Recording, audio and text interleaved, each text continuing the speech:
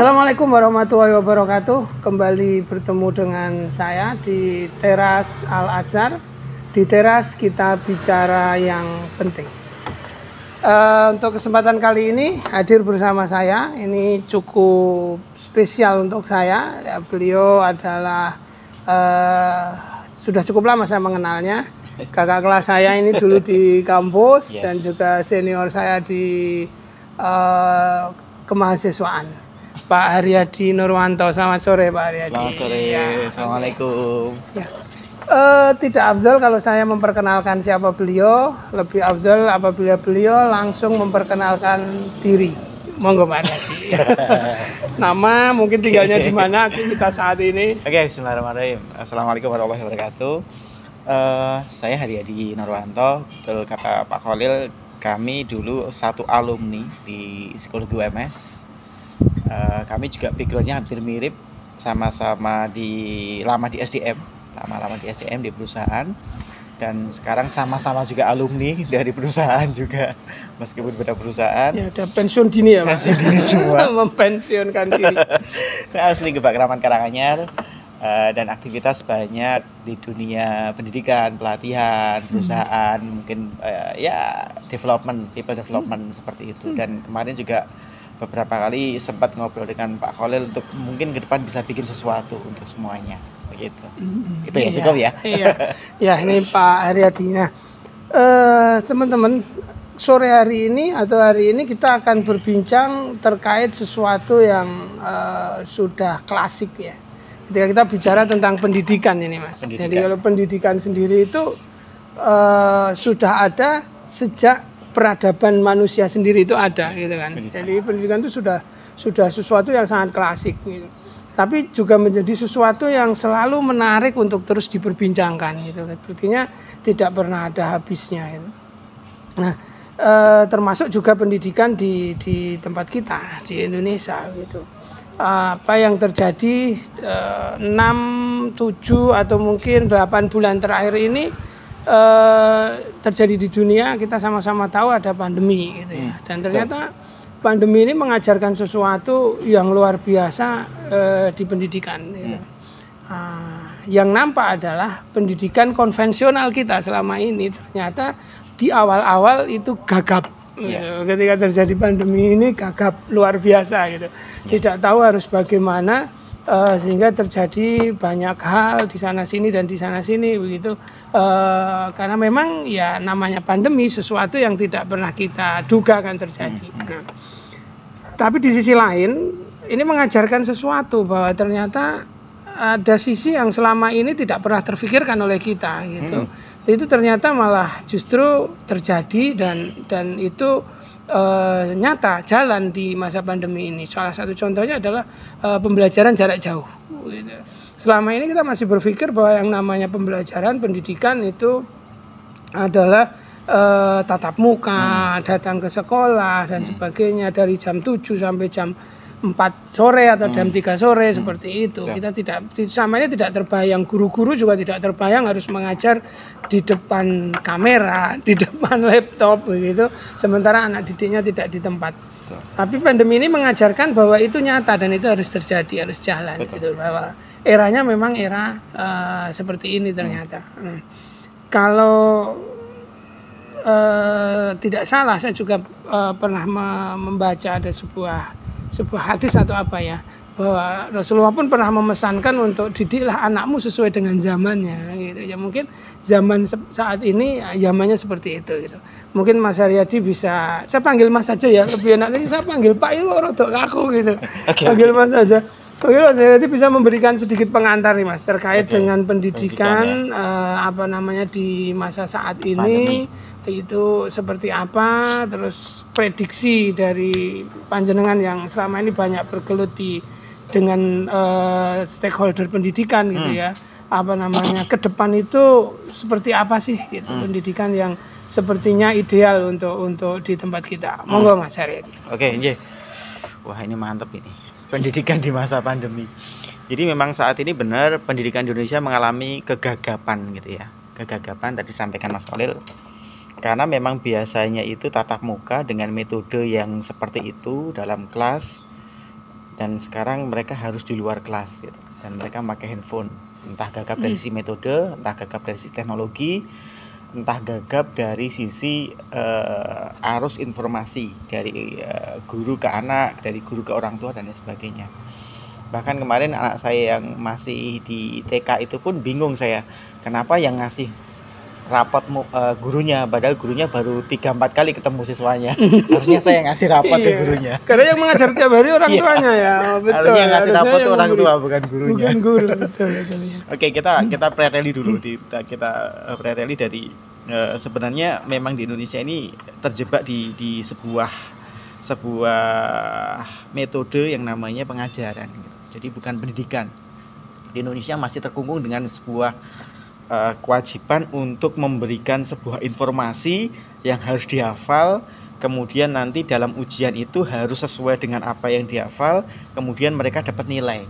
Dan anak-anak yang nilainya bagus itu yang pintar gitu. Masih terkungkung dengan itu. Sehingga ketika itu terjadi sebuah pemisahan antara pertemuan itu, mereka akhirnya juga bingung gitu kan. Jadi aku ngajarin ini kudu piye gitu. Dan anak-anak sendiri, anak-anak yang mungkin kalau dalam psikologi sudah gaya belajar visual yang harus mengetahui gurunya di hadapannya, wah kelabaan. Iya, betul. Itu kelabaan itu. Jadi ada semacam kebiasaan di Indonesia itu lebih cenderung ke pendidikan. Ke pengajaran. Jadi bagaimana transfer informasi ke siswa. Ketika itu ada miss, maka akan terjadi sebuah kegagapan. Itu yang pertama yang perlu digarisbawahi. Kemudian yang kedua, di Indonesia ini tidak membiasakan adanya target yang terukur. Targetnya itu sekedar nilai yang sesuai kurikulum besar, tapi tidak ada target yang sesuai dengan visi misi sekolah. Saya yakin semua sekolah itu visi misinya bagus. Iman, yang Muslim, Islam, iman. Kemudian mereka berkarakter macam-macam. Tapi itu nggak pernah ada, kalau bahasa industrinya itu KPI-nya nggak ada. KPI-nya nggak ada ya. KPI-nya itu cuma sekedar nilai matematikanya itu 8 misalnya gitu. Hanya sebuah goal tanpa plan yang jelas. Betul. Jadi mereka akhirnya ketika harus menghadapi sesuatu dengan misalnya biasanya itu jalannya jalan besar, tiba-tiba jalan hutan, mereka bingung ini harus kemana gitu, karena mereka tidak memiliki arah yang jelas. Arahnya mereka hanya sekedar nilai gitu, sehingga mereka tidak bisa meng-create sebuah metode yang kreatif. Ini kita semua ya, jangan memojokkan satu atau dua pihak gitu, kita semua. Saya pikir pandemi ini masa kita harus mulai berpikir bahwasanya pendidikan itu tidak milik sekolah gitu. Pendidikan itu milik semua, antara sekolah, antara sekolah, ada guru, ada lingkungan, ada orang tua dan anak gitu. Pendidikan itu milik semua gitu. Ini buktinya ketika selama ini kita milik sekolah, putus arusnya, nggak ada pendidikan sama sekali akhirnya. Nah ini harus kita pahami, pendidikan itu harus menyeluruh gitu. Stakeholdernya ya banyak tadi yang saya sebutkan. Ini termasuk orang tua. Betul. Ya? Orang tua itu harus memahami visi sekolah gitu. Dan sekolah juga harus memahami ini orang tua maksudnya kemana gitu. Ketika itu sudah terjadi, nanti kerjasama terbentuk, wah ini mantap. Ini semoga pandemi ini menyadarkan kita semua untuk kembali ke kita pendidikan, bahwasanya pendidikan itu tolak ukurnya itu perilaku, perubahan perilaku, bukan sekedar nilai. Bukan nilai. Betul. Bukan nilai. Jadi perilakunya ke sana harus dicapai dengan cara seperti apa. Kita harus merumuskan itu, karena selama ini memang negara juga pusing mungkin ya, karena harus mengelola sekian juta guru gitu dalam sebuah gerakan yang sama untuk mencerdaskan anak gitu. Kemarin saya dapat hal bagus dari Ustadz Budi Asyari, bahwa setiap pendidikan itu harus ada ruhnya gitu. Jadi ada ruhnya, setiap mata pelajaran itu harus ada ruhnya, sehingga ruh itu yang akan dipegang gitu. Jadi bukan sekedar ritual, tapi ada esensi dari setiap aktivitas gitu. Dan ini memang hal yang sangat konsep, tapi ini harus dibedah sehingga pendidikan nanti tidak sekedar tadi ritual, berangkat pagi pulang sore, nanti dapatnya nilai dan rapot, kemudian ijazah, kemudian dia akan pindah lagi, hanya sekedar itu. Iya. Ya, contoh gini. Di sekolah Islam kebanyakan salah satu targetnya adalah iman gitu. visi pertama itu biasanya. Iman, ya kan? Akidah, iman. Iman tuh paling tinggi katanya la ilaha illallah, paling rendah itu adalah menyingkirkan duri. Duri dari jalan. Artinya kalau anak-anak lulusan dari sebuah sekolah yang visinya iman, ada duri di jalan dia diam saja, itu belum tercapai saja. Ya, berarti tujuan pendidikannya belum masuk ya. itu. Ini contoh kecil. Itu artinya nanti visinya itu perlu dibedah dalam hal-hal kecil dan itu harus diwujudkan dalam metode yang mengarah ke sana. Iya, betul. Mungkin itu ya. Iya, jadi menarik ini.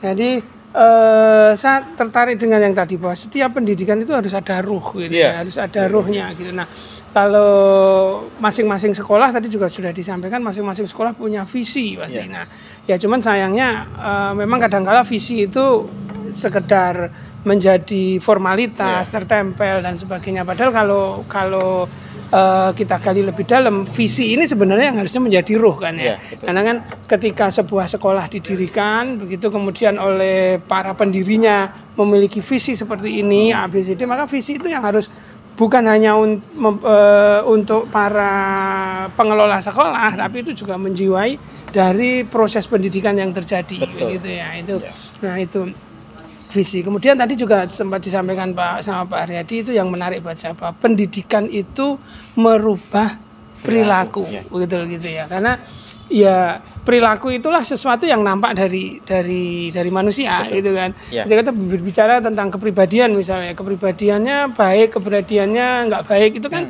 yang dilihat kepribadian itu kan absurd, gitu ya. Yang akan terlihat adalah perilakunya, begitu.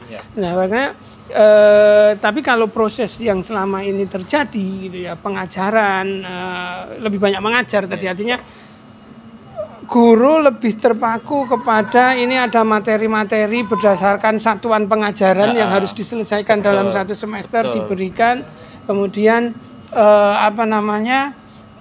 mungkin juga karena keterbatasan waktu dan sebagainya ya, intinya guru lebih terpaku pada alokasi waktu yang ada, satuan pengajaran ini harus tersampaikan. Gitu. Artinya kalau bicara bahwa pendidikan itu adalah merubah perilaku, kalau kita kembali kepada ya namanya pendidikan itu kan sebuah pengembangan SDM kalau kita di perusahaan ya. Namanya pengembangan SDM, kita tidak bisa terlepas dari bicara tentang kompetensi kan gitu. Yang kita kembangkan pengetahuan mereka, keterampilan mereka, kemudian attitude mereka kan begitu. Nah,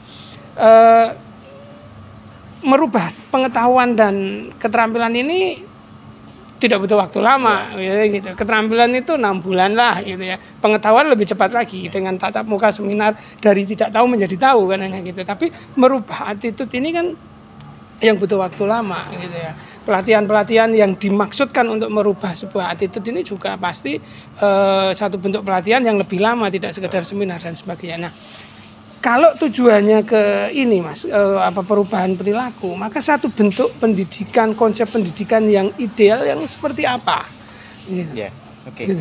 Merubah perilaku ya? Iya. Jadi kalau tadi kompetensi itu ada kan sekedar pengetahuan tuh tahu, kemudian skill, keterampilan, kemudian kemauan tuh dari attitude-nya. Memang yang paling susah yang terakhir ini, attitude ini, menarik. Dan itu memang untuk merubah perilaku itu harus dimulai dengan perubahan mindset, cara berpikir siswa. Dan cara berpikir siswa tidak akan terwujud kalau tidak ada perubahan cara berpikir gurunya. Saling berkesinambungan. Betul. Ya. Jadi gurunya itu harus paham kenapa dia menjadi guru gitu.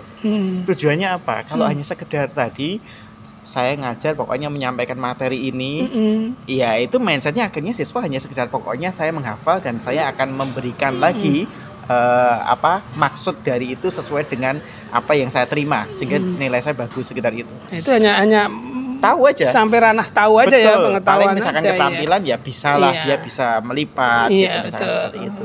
Jadi hal utama adalah harus merubah cara berpikir guru untuk memunculkan ruh jadi seorang pendidik gitu. Nah ketika itu sudah terjadi, kita akan merubah cara berpikir anak, bahwasanya kenapa sih harus sekolah gitu loh. Jadi jangan sampai anak sekolah itu menjadi sebuah kewajiban yang mereka nggak ngerti kenapa harus sekolah. Sehingga datang itu ya karena diperintah orang tua, karena kalau nggak masuk nanti absennya itu akan diperingatkan, muncul di rapat, betul. Nggak masuk sekian hari. Karena sikap atau perilaku itu muncul yang paling bagus adalah dia dari motif, dari motivasi. Gitu. Ya ini harus disentuh di sininya.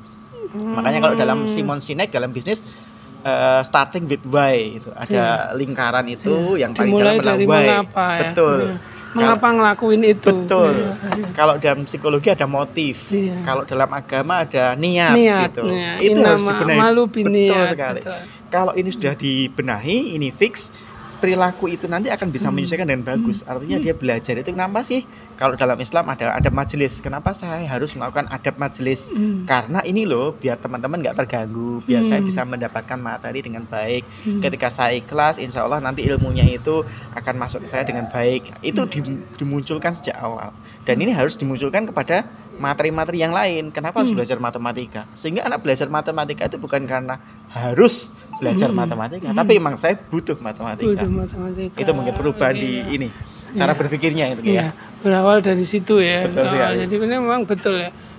Sekarang ini kondisi yang aktualnya yang terjadi, anak sekolah ya karena temanku sekolah gitu, karena kayaknya memang harus sekolah gitu loh. Jadi anak itu harus sekolah gitu. Jadi usia segini harus sekolah gitu. Nanti mereka ya sekedar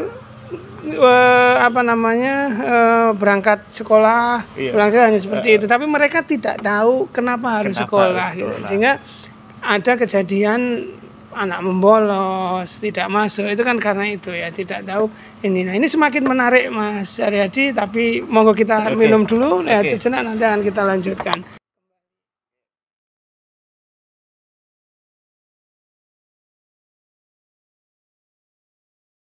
Oke, kembali di teras Al-Athar, di teras kita bicara yang penting. Hari ini masih bersama dengan Mas Haryadi Nurwanto. Mas Har, tadi kan disampaikan gitu bahwa salah satu yang penting yang mendorong siswa maupun guru ya, terjalin sebuah proses pendidikan yang baik itu adalah motivasi. Betul. Gitu, artinya motivasi guru mengajar, juga motivasi siswa belajar. Gitu. Nah, kalau kita bicara tentang motivasi, itu kan tidak lepas jauh dari minat. Gitu ya. Artinya seseorang itu dia termotivasi ketika dia memiliki keminatan. Nah, itu salah satunya. Atau ya tidak melulu sih ya. Artinya ada motif-motif lain yang di luar keminatan bisa jadi. Tapi kalau kita bicara di dunia pendidikan, minat ini sepertinya memegang peran yang penting untuk si siswa ini termotivasi atau enggak. Kita banyak nemuin kasus nih anak sekolah yang kasus-kasus pendidikan ya di zaman pendidikan kita ya yang sekarang ini ya.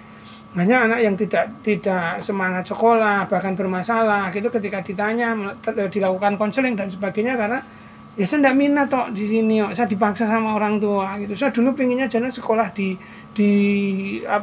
sekolah teknis STM gitu, tapi sama orang tua nggak boleh, suruhnya masuk SMA, dan akhirnya ya karena tidak sesuai dengan keminatan siswa, akhirnya jadi seperti itu kayak gitu. Nah ini bagaimana Mas Har? Apakah seberapa jauh sih sebenarnya minat ini berpengaruh terhadap proses keberhasilan pendidikan itu sendiri? Ya, siap.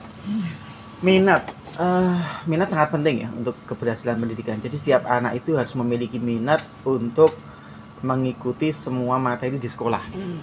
Nah, masalahnya minat ini bisa dibentuk sebenarnya, bisa dimunculkan pada siswa. Iya. Seperti halnya teroris itu nggak ada yang minat teroris sebenarnya. Tapi karena dia di brainwash, akhirnya muncul minat untuk menjadi teroris, pembunuh diri dan sebagainya.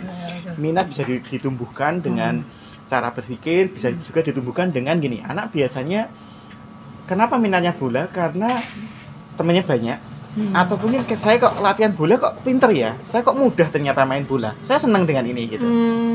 Jadi akhirnya muncul minat gitu. Jadi minat tuh bisa dibentuk, bisa dimunculkan, baik dimunculkan secara alami ataupun dimunculkan dengan stimulasi tertentu. Nah, masalahnya adalah bagaimana kita bisa membentuk atau memunculkan minat anak jika anak sudah dikungkung dalam sebuah ruangan cara berpikir tertentu gitu. Ini kadang kalau minat kan nggak lepas dari bakat. Kadang orang tua itu sejak kecil ditemukan bakat, habis itu langsung ditembakkan ke sana gitu. Itu kasihan anaknya. Karena dia ibaratnya itu apa ya, dia belum mengetahui dunia luar gitu. Kemudian dia akan fokus pada satu hal dan itu memang apa ya, bisa jadi dia lebih baik di tempat yang lain juga gitu. Gitu. Jadi minat tuh bisa dimunculkan, bisa dibentuk secara alamiah juga, dan ini sangat penting. Makanya salah satu cara membentuk minat itu dengan dengan merubah mindsetnya. Jadi saya sering dengan anak-anak sebuah sekolah, kita jadi diskusi untuk munculkan minat. Jadi kenapa sih sekolah itu penting? Kita ngobrol, kenapa menurut kamu? Dan mereka akhirnya saling nimbrung. Enggak, saya enggak gini, sebabnya gini loh gitu. Karena saya disuruh orang tua, akhirnya saya sekolah. Gitu. Enggak, karena gini, kalau nanti orang tuanya meninggal, kita nggak sekolah dong gitu katanya. Jadi antar mereka akhirnya saling debat. Ini memunculkan sebuah. Kan sebenarnya disuruh orang tua sudah nggak ada, nggak sekolah. Pintar juga. Ini yang membuat mereka akhirnya berpikir, iya ya, terus aku sekolah ngapain? Gitu. Karena mereka kadang berpikir itu family saya nggak sekolah, mereka cuma SD, tapi ternyata sukses gitu.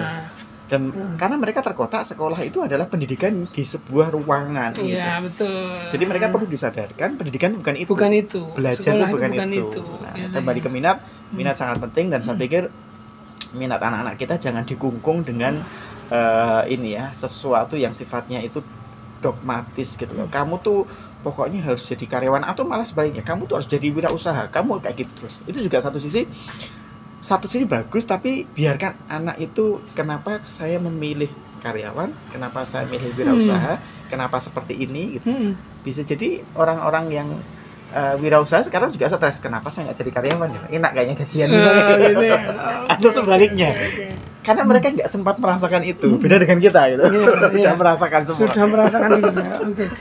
Oke, ini menarik ini Mas. Jadi tapi begini, kalau kita bicara tentang psikologi perkembangan, ya, anak itu kan sifatnya masih apa ya, istilah di psikologinya ya, artinya masih belum memiliki kemandirian gitu. Artinya semua masih diberikan oleh orang tua gitu ya. Mungkinkah gitu ya, kita mengajak diskusi gitu terkait dengan minatmu apa dan sebagainya itu dari ketika anak-anak masih kecil, gitu.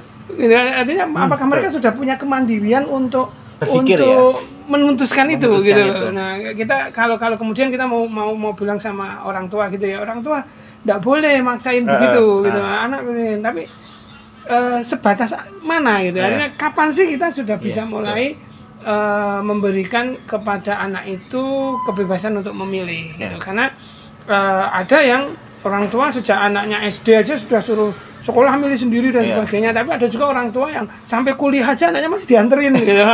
Pengalaman dulu di kampus kan, masih datang ke kampus gitu dianterin orang tuanya sekampung padahal gitu. Tapi masih ada yang seperti itu, tapi ada yang sudah dari kecil. Nah, sebenarnya idealnya kapan? Oke, betul.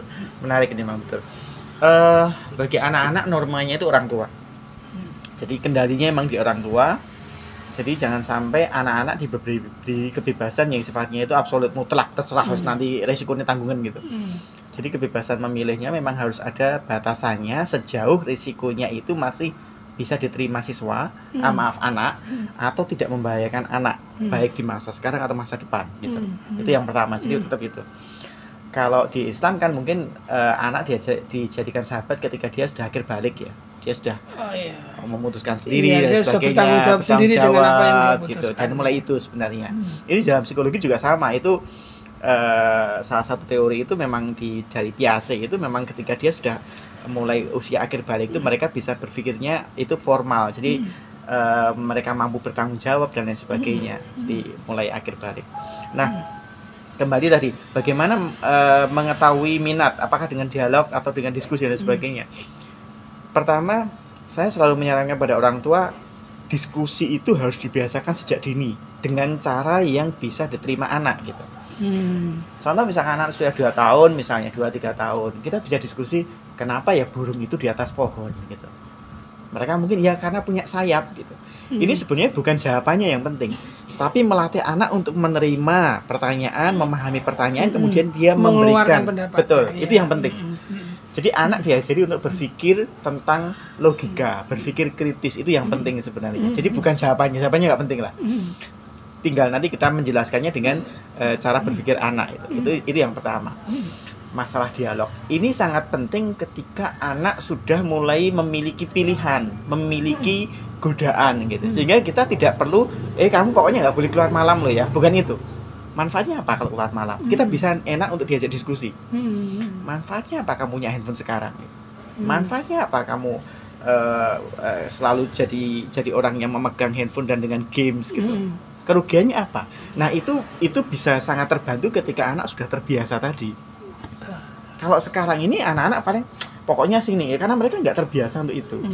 Tidak terbiasa mengeluarkan pendapat. Betul. Akhirnya bicaranya itu tadi pokoknya. Pokoknya gitu. Nah ini kenapa diskusi sejak awal dan disesuaikan dengan anak-anak. Nah masalah minat, anak-anak memang tidak bisa menentukan minatnya, tapi minimal ketika kita ajak ngobrol, dia akan mulai mengenali tentang dirinya. Oh saya tuh suka sepak bola karena saya bisa. Saya nggak suka sepak bola karena saya selalu jatuh gitu. Akhirnya kita dialog dan anak-anak mulai menemukan, oh ternyata jatuh itu biasa loh. Oh ternyata yang membuat kita harus menyukai sesuatu hal itu tentang manfaatnya dulu loh gitu.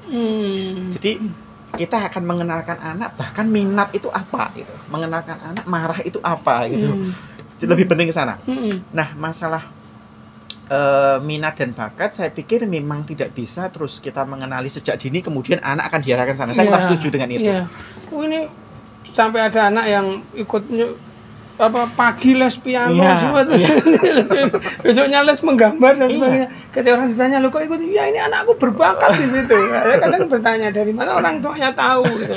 Anaknya berbakat gitu. Jadi itu dijejali dengan begitu banyak ya sudah. Jadi bahan omongan ketika untuk arisan soalnya. Iya, anakku les piano di sana. Sebenarnya itu kalau kembali ke situ, nah ini sebenarnya ke orang tua ya ketika apa namanya seolah-olah ketika anaknya sekolah harus di tempat yang bagus, harus di ini gitu. Terus kemudian dia mengikuti banyak sekali aktivitas-aktivitas itu tidak dipikirkan efeknya ke anaknya, hanya orang tua. Nah, jadi kalau seperti ini pendidikan itu, nah ini pandemi ini juga kembali mengajarkan ke kita berarti ya Mas, bahwa pendidikan itu sebenarnya pemegang peran terpenting itu justru orang tua. Selama ini banyak di antara kita yang ketika anak-anak sudah berangkat sekolah ya wis pasrah ya. Gitu.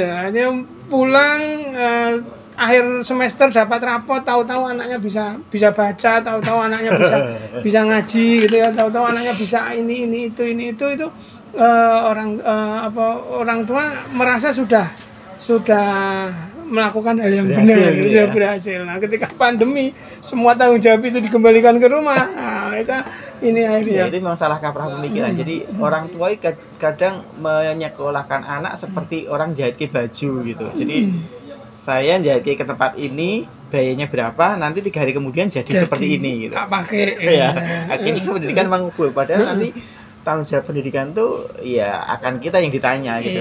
Seperti apa kemudian anak. Kemudian saya sedikit menambahkan, memang anak-anak tidak bisa untuk dipaksakan sesuatu gitu ya. Tapi ada hal yang memang harus dipaksakan gitu. Ini dalam Islam kayak masalah akidah, keimanan, itu mau nggak mau itu harus dipaksakan. Dan itu memang pembentukan super ego ya. Betul. Itu harus dimulai dengan ngobrol, dialog, kemudian membiasakan. Karena kalau anak kecil itu tidak bisa dengan dipahamkan, tapi dibiasakan. Dibiasakan. Ini waktunya sholat, mereka diajak wudhu walaupun cuma sekedar yuk, kemudian diberikan ruku kalau yang perempuan, sholat di belakang. Jadi dibiasakan sehingga membentuk mereka. Kalau azan kok nggak pakai rukuh gimana gitu. Nah, akhirnya terbentuk seperti itu. Jadi memang ada hal-hal yang memang itu wajib untuk dikondisikan. Ya, yang sifatnya basic mungkin ya. Mungkin itu. Nah, itu kembali semuanya mana yang tidak boleh dipaksakan, mana yang boleh dipaksakan, mana yang harus dipaksakan. Ini kembali lagi ke yang awal tadi. Visi tadi. Betul, visi mah kembali mindsetnya orang tua yang harus sesuai, harus benar gitu ya. Terhadap pendidikan yang dia coba berikan kepada anak ini arahnya kemana, visinya kemana kayak gitu. Betul. Jadi ada beberapa ada yang boleh dipaksakan. Nah, kenapa ini dipaksakan? Karena dalam rangka untuk mencapai apa yang sudah divisikan tadi, Ya, betul. gitu ya. Karena pendidikan karakter itu kadang-kala memang ya harus dengan pemaksaan, gitu ya. Jadi untuk pembentuk itu harus dengan proses-proses apa namanya pembiasaan. Nah,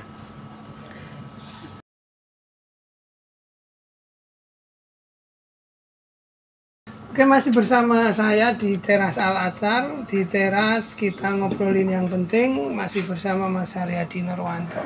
Oke, Mas Har, kita kalau bicara terkait dengan pendidikan di tempat kita tidak bisa lepas dari kurikulum, gitu ya. Dan sepanjang sejarah pendidikan Indonesia itu kurikulum sudah berganti berkali-kali. Nah, yang terbaru ini kan kita sudah menerapkan kurikulum 2013 istilahnya, ya. Itu kan ada kurikulum berbasis kompetensi, dimana kalau kita lihat penilaian rapotnya kayak begitu, itu sudah tidak ada ranking, tidak ada angka-angka, semua deskriptif gitu. Nah, ini sejauh mana kurikulum ini implementasinya di lapangan gitu. Apakah sudah benar-benar apa namanya sesuai yang diharapkan begitu. Artinya ini benar-benar meningkatkan kompetensi. Kalau kita bicara kompetensi, kita bicara 3 itu tadi, artinya tidak hanya pengetahuannya, tidak hanya skillnya, tapi juga attitude-nya. Itu yang untuk mencapai tujuan luhur dari pendidikan tadi, perbaikan perilaku tadi. Sejauh mana ini kurikulum yang terbaru? Oke, kurikulum niatnya bagus. Niatnya bagus. Jadi ada perubahan cara untuk menilai siswa dari sekedar angka 1, 2, 3, 4, 5 sampai 10 menjadi kualitatif gitu ya, diuraikan gitu. Masalahnya mungkin kembali ke awal tadi, karena ruhnya nggak ada gitu. Jadi kenapa sih harus diganti gitu, sehingga ini sangat memberatkan. Karena memberatkan, saya lihat banyak sekali yang laporannya itu copy paste gitu. Ini jadi perbedaannya ini dengan itu apa, itu nggak ada gitu. Pokoknya cukup baik, sangat baik gitu aja. Jadi tidak ada uraian-uraian yang lebih memahamkan kita. Karena kata-kata baik, cukup baik itu kan relatif itu. Ukurannya kan nggak ada. Ya, kecuali ada target akhirnya. Nah, ini di sini cukup baik itu dari ini. Gitu. Ya. Tapi karena nggak ini, akhirnya kita kan bingung. Jadi saya pikir memang perlu ada upgrade dari sisi lembarnya itu, ada targetnya, ada KPI-nya, bahasanya entah nanti ganti apa. Kemudian dari sisi pelakunya ada pembelajaran yang harus ditingkatkan. Artinya mereka harus belajar banyak dari para bapak ibu guru. Bukan hanya belajar ya, tapi tadi ya, rohnya itu harus ada. Jadi tujuannya ini apa sih gitu. Memang berat satu sisi, tapi ini sangat bermanfaat bagi dunia pendidikan sebenarnya. Kita mengalami lompatan. Tapi kalau tidak ya sekedar ya karena berganti kurikulumnya aja dan berganti cara menilainya. Betul, gitu. Caranya. Mungkin itu ya. Iya, okay. Nah, kalau kami kebetulan di Sekolah Alam Al-Azhar ini sekedar saya perkenalkan Mas Haryadi. Jadi Sekolah Alam Al-Azhar ini adalah Islamic Entrepreneur School. Islamic Entrepreneur School. Jadi sekolah yang memang didirikan khusus untuk menampung dari mereka yang punya minat untuk menjadi pengusaha. Nah, ini sudah kita batasi dulu dari awal masuk. Gitu. Jadi yang bisa masuk hanyalah memang mereka yang memiliki minat untuk menjadi pengusaha. Kemudian pengusahanya sesuai dengan visi dan misi dari Sekolah Alam Al-Azhar sendiri, itu adalah pengusaha yang tentunya menerapkan prinsip-prinsip akidah Islam gitu. Jadi nah di dalam Sekolah Alam Al-Azhar ini nanti dari 3 ranah kompetensi gitu, skill, pengetahuan dan attitude, ini justru attitude yang mendapatkan porsi yang cukup banyak, cukup besar. Dari awal teman-teman ini akan kita benahi dulu dari sisi akidahnya gitu, agar memiliki landasan akidah yang kuat, yang benar gitu, bahwa segala sesuatunya itu bersandarnya harus kepada Allah gitu kan. Yeah. Nggak mungkin jadi lulusannya jadi pengusaha Muslim gitu ya, tapi biar omsetnya naik terus perginya ke Gunung Kawi ya, itu kan bukan pengusaha Muslim. Jadi akidahnya kita kuatkan dulu, kemudian belajar fikih muamalah karena ini penting gitu kan di dalam berusaha, dan tidak lupa juga tentunya skill yang terkait dengan dunia bisnis gitu. Dan sistem pembelajarannya kita juga sudah mengadopsi sistem yang lebih ramah dengan lingkungan. Jadi belajarnya kepada lingkungan artinya mereka belajar kepada lingkungan, dan anak ini benar-benar kita berikan kebebasan yang terarah. Artinya tidak bebasnya, kebebasan yang terarah sesuai dengan minat yang mereka miliki. Terus kemudian tetap dengan pendampingan dari para expert, para ahli, dan mereka yang sudah berpengalaman di bidangnya, tentunya di entrepreneur ya, untuk mewujudkan apa yang mereka minati. Dan ini dari awal sudah kita berikan, mereka harus mempunyai goal yang jelas, apa yang mau mereka raih nanti di akhir pendidikan yang mereka jalani. Kemudian kita bantu untuk menyusun planningnya, kita siapkan untuk ke sana. Nah ini memang sebuah sekolah yang tidak umum, tidak umum gitu ya. Tidak umum dalam arti semuanya, artinya tidak umum ya, sedikit berbeda dengan sekolah kebanyakan. Tidak umum ya karena memang yang dipelajari bukan yang sifatnya umum, tapi khusus untuk kewirausahaan. Meskipun siswa juga akan tetap dibekali dengan pengetahuan umum seperti sekolah umum yang lainnya, dan mereka pun juga nantinya bisa mengikuti ujian penyetaraan sesuai dengan sekolah-sekolah umum, dan ijazah yang didapatkan gitu ya, meskipun itu bukan tujuan utamanya, tapi itu tetap bisa digunakan untuk melanjutkan ke jenjang pendidikan yang lebih tinggi. Iya, itu sekolah kami, Mas. Mantap. Saya pikir ini bagus ya. Jadi saat ini sekolah itu yang untuk Islam ya masih terpilah. Pokoknya pendidikan Islam di pesantren gitu ya. Tapi wirausahanya kurang nih. Ada yang wirausahanya kenceng gitu, sisi agamanya kurang. Kalau ini bisa digabung, saya pikir bisa menjawab tantangan masa depan gitu loh. Tentang bagaimana kita bisa membentuk entrepreneur yang memang dia basicnya itu secara Islam itu sebenarnya, kalau bisnisnya kan dalam Islam itu kan saling menolong, membantu, mencukupi gitu kan. Jadi tidak ada yang sifatnya itu kapitalis gitu kan, nggak ada. Satu hal yang saya mungkin pesen, tadi disampaikan memang minat anak untuk entrepreneur itu nanti mungkin di saat ini bisa diberikan sebuah acara memastikan bahwasanya anak berminat entrepreneur itu memang benar-benar tahu manfaatnya, bukan sekedar ngetren nih. Kayaknya ngetren nih entrepreneur kata-katanya nih. Akhir-akhir tahun ini banyak yang jadi pengusaha gitu ya. Mereka nggak tahu nanti ya. Bikin semacam terima kasih ya. Jadi sebelum kalau di pesantren apa kasus atau apa itu ya, ada semacam itu, atau mungkin ada semacam sehari seminar sehari mengenalkan entrepreneur itu apa untuk anak-anak muda, sehingga mereka penting ini itu ya. Dan bukan hanya itu, tapi Islamnya juga penting. Ini juga mungkin bisa untuk parenting Islami, untuk orang tua mulai diarahkan nih, jangan sampai mindset orang tua itu berpikir ya anak saya itu kerja ijazah, pokoknya nanti mendapatkan jasa untuk kerja, kemudian dapat gaji, kayak gitu, yang sifatnya itu rutin gitu. Ini perlu di bahasanya itu ciptakan pasar ini. Kita ciptakan pasar dengan produk knowledge yang bagus. Saya pikir itu sih udah mantap ke depan. Semoga, saya yakin ini akan selalu ada perbaikan yang menyempurnakan kurikulum sendiri. Iya, terima kasih. Ini sebenarnya masih menarik dan masih banyak yang ingin kita perbincangkan, tapi karena waktu juga yang membatasi gitu ya. Nanti mungkin bisa dilanjut di sesi-sesi yang lainnya. Terima kasih banyak Mas Haryadi sudah berkenan untuk hadir di Teras Al-Azhar. Di teras ini kita ngobrolin yang penting. Teman-teman, terima kasih sudah membersamai kami. Kita akan ketemu lagi di episode-episode yang akan datang, di kesempatan yang akan datang, masih di Teras Al-Azhar. Di teras kita bicara yang penting. Assalamualaikum warahmatullahi wabarakatuh.